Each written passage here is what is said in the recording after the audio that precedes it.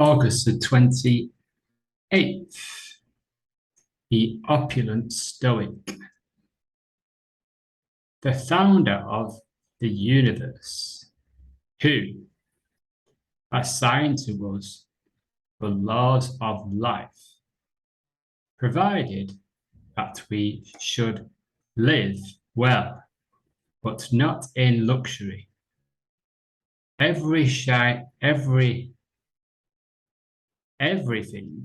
needed for our well-being is right before us, whereas what luxury requires is gathered by many miseries and anxieties. Let us use let us use this gift and of nature and count it among the greatest things. Seneca Moral Letters 119 to 15b. 119 to 15b. The opulent Stoic, the founder of the universe, who assigned to us the laws of life, provided that we would live well, but not in luxury. Everything needed for our well-being is right before us, whereas what luxury requires is gathered by many miseries and anxieties. Let us use this gift of nature and count it among the greatest gifts, greatest things. Even in his own time, Seneca was criticized for preaching Stoic virtues while accumulating one of the largest fortunes in Rome. Seneca was so rich that some historians speculate that major loans he made to the inhabitants of what is now Britain caused what became a horrifically brutal uprising there. His critics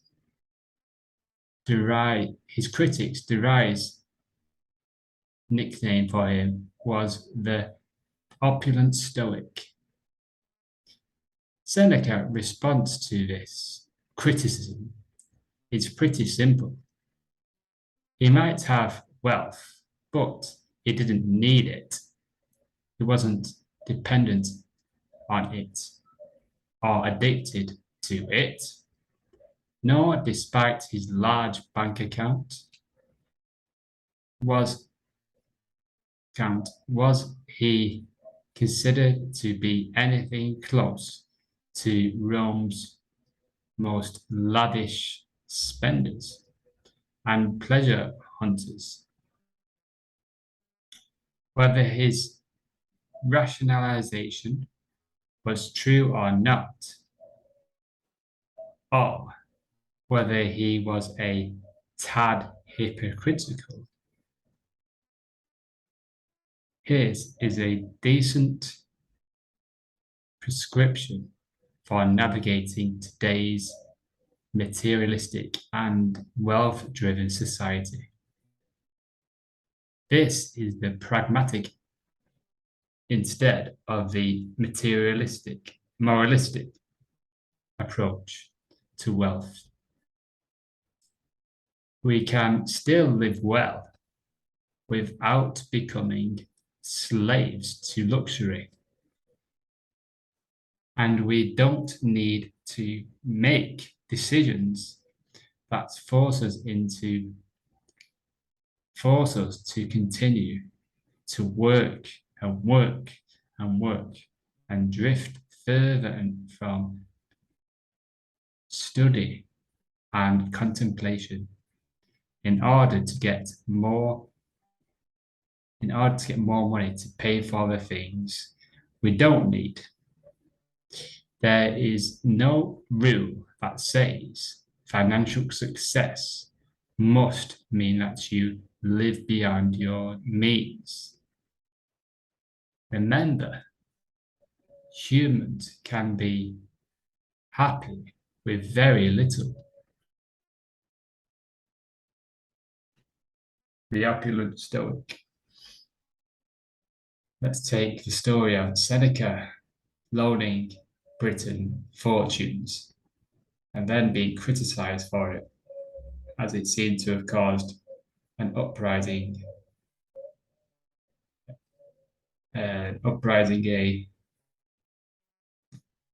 It's there. So brutal uprising in Britain. But Seneca was, well, I have it, but I don't need it. I have it, but I don't need it. The universe is tuning into the universe. The universe, the creator of the universe, the creator of life, provided that we should live well, but not in luxury. Living well. Let's think about, contemplate the difference between living well and luxury. Because there is the perception that luxury, they are both together. Living well and luxury are the same thing. So it's tuning in to separate the two. Luxury is empty. Luxury is materialistic. It's getting things. It's using things outside of you to initiate a certain feeling in our bodies. We're using the outside world, which is fine in moderation.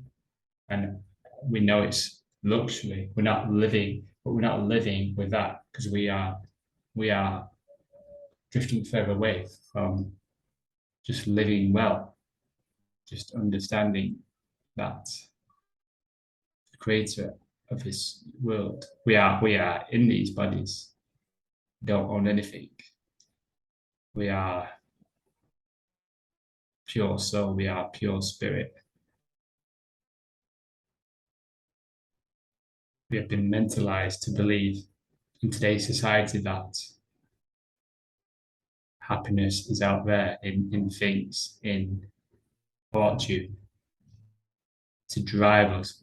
We're filled to be driven by financial success. And you can have that.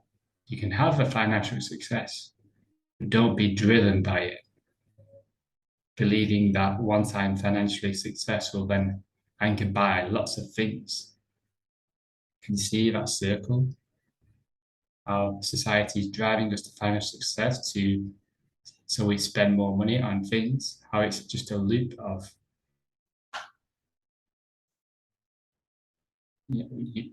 financial success, start a business, pay more taxes, spend more things. Then we're gonna show you lots of all these things where you can spend money on houses, cars, electronic smartphones, addictions, alcohol, drugs.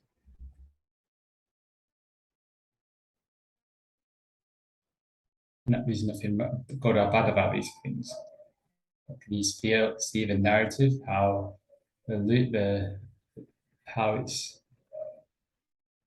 it's the materialistic loop of financial success, spending money on things for people that you don't like, because they now live when then I'll be happy. If I do that thing, then I'll be happy. If I win that thing, then I will be happy.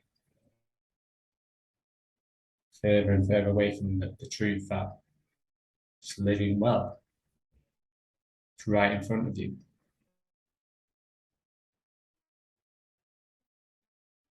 I'm sat here. Now I'll always be here, no matter what is happening out there, no matter what I'm viewing or perceiving out there. I'll always be in here, in this container.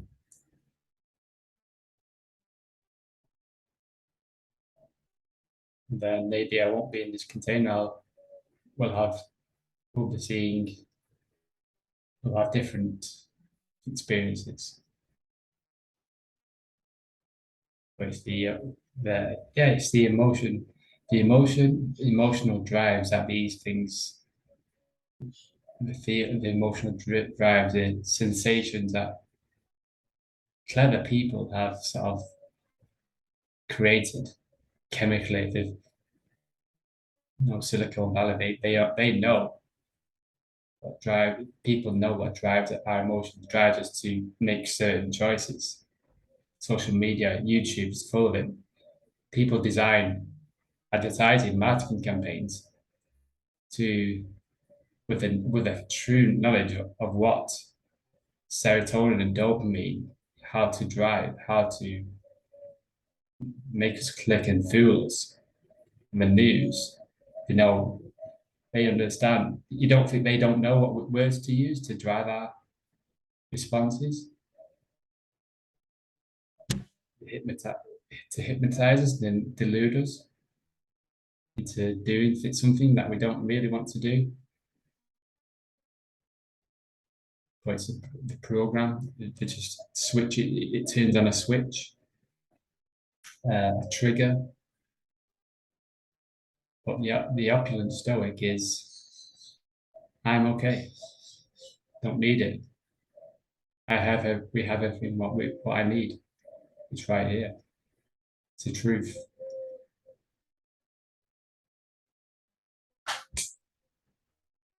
Before us, luxury, anxiety, provides anxiety and chasing luxury.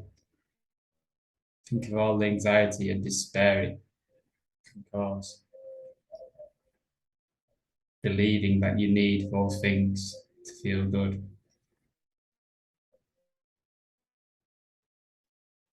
And just being indifferent. See you tomorrow. Enjoy your day.